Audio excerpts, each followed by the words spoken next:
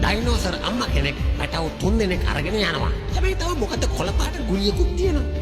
ඔය කොළපාට ගුලිය අපේ යාළුවම එන්නේ නැති. හැම දෙයක්ම කිව්වේ සලකුණු වලින්ද? අනේ නෑ විකාරද? මං කලින් මේගොල්ලෝ එනවා දැක්කා. හලෝ. දැන් මට මේ කතා කරන්න වෙලාවක් නෑ. ඔව් බිසි මම මේ මැරිච්ච සතෙක් හොයනවා. ඔව් ඒගොල්ලෝ මගේ පස්සෙන්මයි. එයාලා හිතන් ඉන්නේ මට පිස්සු කියලා. දැන් අපි මේ මරණේ සානුවට ඇතුල් වෙන්න හදන සිග්නල් නැතුව කට්ටිය මෙසේජ් එකක් තියන්න.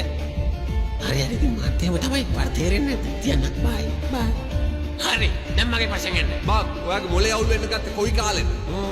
මීට මාස 3කට කලින් මං දවසක් උදේ හැරෙනකොට අන්නාසි ගෙඩියක් අසාද බැලලා. ඒක කැත අන්නාසි ගෙඩියක්. ඒ ගතිගුණ හරි හොඳයි. නන්දන සීගලගේ ප්‍රේම